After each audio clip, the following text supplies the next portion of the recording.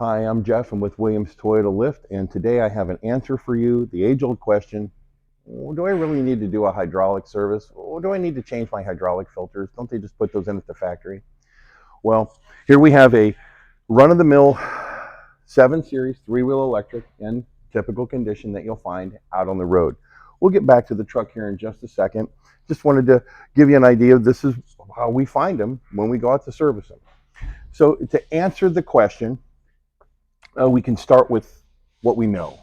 Most people understand, hey, I need to change my engine oil. I know this is an electric truck, but just for base of reference, our cars and our IC trucks, IC forklifts have oil filter on them. This is an engine oil filter. Well, we've cut the bottom off to show that there is a paper element inside of the oil filter.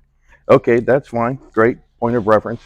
Well, here's our hydraulic oil filter. And I've cut the bottom of this one off too, and we have a paper element inside of it, pretty much akin to what we have with our engine oil filter. They're a little bit different in color. Should indicate a micron difference. A micron is a unit of measure that shows how much contamination the paper element will block. As memory serves from the ASE testing, usual oil filters are 10 microns, I think. The human hair is 70 micron, and somebody told me once that is it a red blood cell, which is 3 microns? 8 microns. 8 microns, there it is, okay.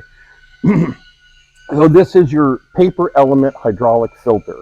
Well, the hydraulic system on every forklift has 2 filters in it. The other filter is just this screen, which is down inside of the tank. It's just a screen, a little bit more fine than a screen door screen. It's just there to block any kind of, if something would happen to build up a large component, just to block any kind of huge contamination from going into the hydraulic pump and causing a lot of problems. So this filter blocks out large particulates, yes. And this filter is down to literally the microscopic level. Down to a micron level, exactly. That's the only guard that you have, the only soldier that's fighting dirt and contamination into your hydraulic system. So tell me what the hydraulic system is exactly. Absolutely great. Yeah, the hydraulic system, it functions functions the whole truck. This truck, every forklift has hydraulic steering. This one has an actual leak coming from the steer cylinder in the back. That's why it's here in the shop. Also, most people know, you've got hydraulic lift, hydraulic tilt, and hydraulic side shift. Here's your tilt cylinders down here, your lift cylinders, and your side shift if the truck is equipped. Some of your large capacity internal combustion trucks, your D800 product, will have hydraulic braking as well. So your hydraulic fluid is doing a lot. It's steering the truck, it's lifting and lowering the loads, and it's providing braking powers. So if it's a sealed system, the hydraulic system is sealed. Mm-hmm. How in the world would anything even get inside of it anyway? Well, here's the thing. Over time, you're packing inside of your cylinders. They're rubber nylon rings, and over time they deteriorate. They can flake off. That's one source of contamination. Another source of contamination is just what the truck runs in. Just taking a small sample of just what's on the truck itself. I mean, we just rubbing my hands on it. That's what the truck runs in. That can, believe it or not, worm its way in. There are vents on the hydraulic tank. Sometimes you can get contamination to flow inside of there, but the main problem with your hydraulic fluid is going to be heat cycles and condensation. The fluid will actually turn colors after you've heated it and let it cool several times. Here, I got the floor off of this truck already.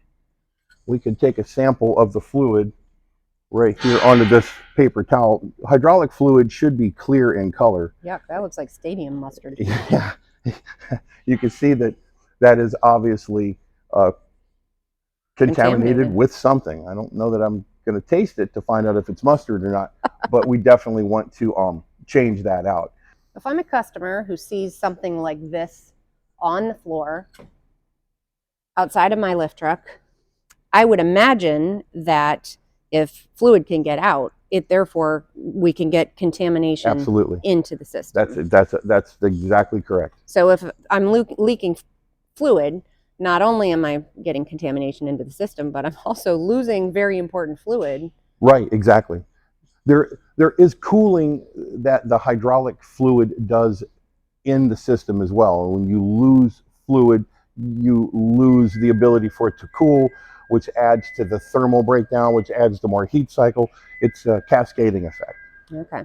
So the reason that I'm replacing these filters right here is because I'm trying to prevent damage, long-term damage to very expensive Very costly components stuff, you betcha. like this, because normally the hydraulic fluid would be going in and out of all of these different Yeah, cavities. there's lots of tiny passageways through. This is a 3-position hydraulic control valve. A standard forklift will have at least have 2 positions. It's solenoids, small passageways in your tilt cylinders, in your the there are so many tiny passageways. I'm having a hard time thinking about them all. But that is definitely the only thing protecting you from very costly repairs is this paper element that a lot of people are like, well, why do I need to replace it? Well, this is going to get clogged up eventually.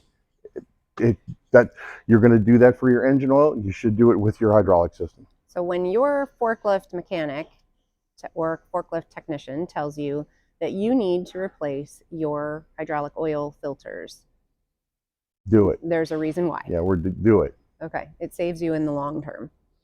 All right. Thank you very much, Jeff. Thank you very much. Enjoy the day.